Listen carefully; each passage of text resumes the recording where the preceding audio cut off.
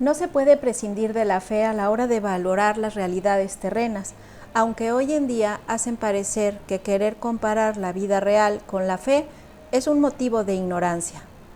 Bienvenido a tu canal Vive tu Fe. Escuchemos la reflexión de hoy: hacer el bien y resistir al mal.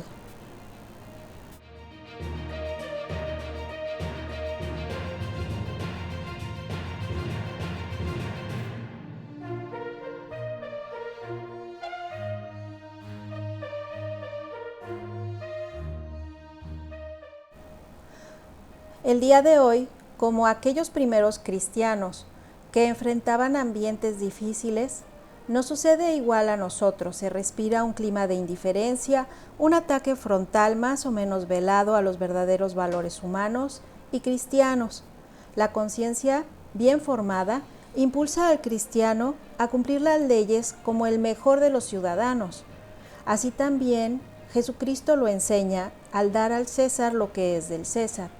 Sin embargo, cuando hay normas contrarias a la ley natural, que es la ley inscrita por Dios en el corazón de todos los hombres, el cristiano no está obligado a cumplirlas, porque el Estado no es jurídicamente omnipotente, no es la fuente del bien ni del mal. Es obligación de los católicos presentes en las instituciones políticas ejercer una acción crítica dentro de sus propias instituciones para que sus programas y actuaciones respondan cada vez mejor a las aspiraciones y criterios de la moral cristiana. Esto nos da el derecho porque Dios tiene el derecho sobre el bien. En algunos casos puede resultar incluso obligatoria la objeción de conciencia frente a las actuaciones o decisiones que sean contradictorias con algún precepto de la moral cristiana. La pasividad ante asuntos tan importantes es una lamentable claudicación y omisión de parte de los cristianos. Son ocasiones graves de pecado. El deber de contribuir al bien común es de todos. Estarían dentro de esos pecados de omisión de los que, además de los de pensamiento, palabra y obra, a los que deberíamos pedir perdón cada día al Señor al comienzo de nuestro día. Muchas realidades materiales, técnicas, económicas, sociales y políticas, también culturales, son abandonadas por muchos católicos o en manos de quienes ejercen una presión social que no va de acuerdo al querer de Dios, a la luz de la fe, y se convierten en obstáculos impresionantes para la vida sobrenatural, que es nuestro fin último, y forman una terrible barrera para la penetración de la gracia de Dios en la sociedad. Es cierto que hoy se mueve a nuestro alrededor un continuo flujo y reflujo de corrientes de opinión, de doctrinas, de ideologías e interpretaciones muy diferentes del hombre y de la vida. Y esto no ya a través de libros para especialistas, sino también a través de novelas, de moda, de revistas para artistas, de periódicos, de programas de televisión, del internet, de las series. Tienen un alcance grandísimo y en el medio de esta confusión doctrinal es necesaria una norma de discernimiento, un espacio de reflexión sincera del querer de Dios, un criterio claro, firme y profundo que nos permita ver todo con unidad y coherencia, con una visión cristiana de la vida, que sabe que todo procede de Dios y a Dios se ordena. Hoy es muy difícil porque estos criterios mundanos, al verlos constantemente en nuestra vida, incluso a veces desde etapas muy tempranas del desarrollo, se convierten en un criterio formado y que es muy difícil de desarraigar.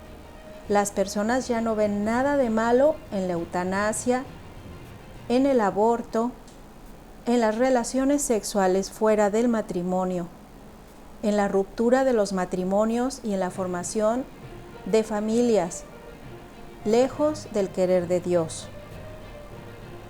La fe nos da un criterio estable que orienta y da firmeza a los apóstoles para llevar a la práctica lo que Él quiere.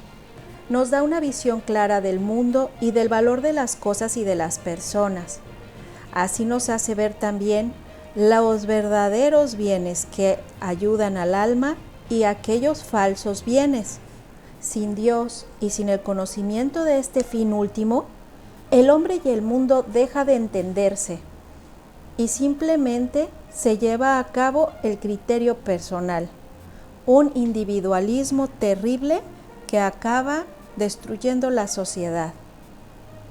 Precisamente el aspecto más siniestro y típico de la época moderna, que consiste en la absurda tentación de querer construir un orden temporal sólido y fecundo sin Dios, único fundamento en el que se puede sustentar la humanidad.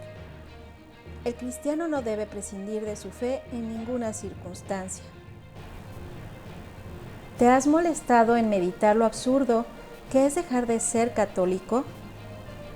Al entrar a la universidad o a una asociación profesional, a un parlamento, a una reunión social, y es como si dejaras el sombrero en la puerta.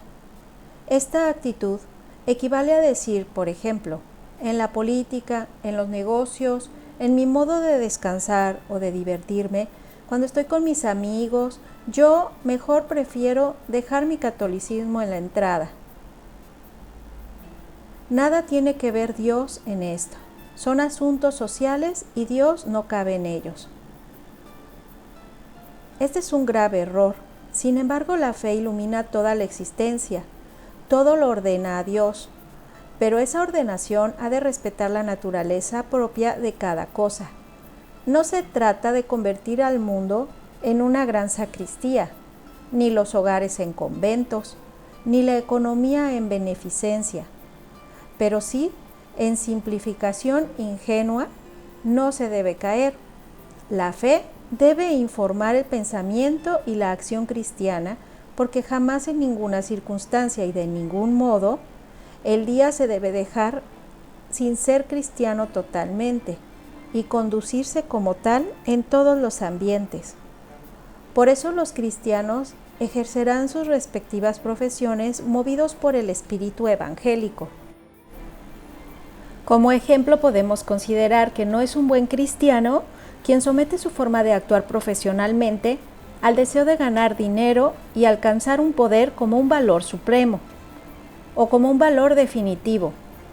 Los profesionales cristianos en cualquier área de la vida deben ser un ejemplo de laboriosidad, de competencia, de honradez, de responsabilidad, pero sobre todo de generosidad. Un cristiano no prescinde de la luz de la fe a la hora de valorar un programa político y social o la obra de arte cultural. No se detendrá en la consideración de un solo aspecto económico, político o técnico para dar una buena realidad. Si este acontecimiento político o social o en esta obra no se guarda la debida orientación a Dios, es decir, una orientación manifestada en las exigencias de la ley divina, su valoración definitiva no puede ser más que una negativa, cualquiera que sea el valor parcial de otros aspectos en esta realidad. Los espectáculos, las funciones de cine, los libros que hoy tienen éxito, muchos son contrarios al querer de Dios. Por eso no se puede alabar esta política y esa orientación social. En esa obra cultural que tanto llama la atención y que realmente es un instrumento de mal. Es una cuestión de estricta moralidad y, por tanto, de buen sentido. ¿Quién alabaría un insulto a su propia madre porque estuviese compuesto de un verso con gran perfección rítmica? ¿Quién difundiría, alabando sus perfecciones, aun advirtiendo que son cosas que ofenden a Dios? Por eso, la manifestación técnica de los medios no hace más que agravar la maldad. Las cosas en sí mismas desordenadas, que hoy se difunden con tanta facilidad y que entran a todos los rincones de nuestros hogares, hacen un grave daño en el espíritu de fe. Ante crímenes abominables, así como calificaba el Concilio Vaticano II, los abortos, la conciencia cristiana rectamente formada exige no participar en su realización, desaconsejarlos vivamente, impedirlos si es posible, y además participar activamente por evitar o subsanar esa aberración moral en un ordenamiento jurídico. Ante estos hechos gravísimos y otros semejantes que también se oponen a la moral, nadie puede pensar que no puede hacer nada. Eso poco que tú puedes hacer lo espera Jesús de ti, con un sentido de responsabilidad. Mediante el ejercicio del voto, encomendamos también esa necesidad de salvaguardar la fe y la moral. Es importante considerar por quién se vota, porque puede cambiar el rumbo de toda la nación. Encomendamos hoy al Señor de la Misericordia que derrame sus rayos sobre todas las naciones en estos momentos difíciles de pandemia. Señor, acuérdate de nosotros. Somos pecadores y te hemos ofendido. No hemos cumplido con nuestras responsabilidades sociales y familiares. Señor, ten piedad de los pobres, de los enfermos. Asiste a los doctores, a las enfermeras, a los enfermeros. Derrama tu gracia y la luz de tu Espíritu Santo sobre los gobernantes de todo el mundo, para que puedan ayudar a las naciones a pasar este periodo de prueba sin tanto sufrimiento. Que nuestros corazones se abran a la generosidad, al amor, a la entrega, a saber compartir, pero sobre todo a saber amar más y mejor. Que Dios te bendiga.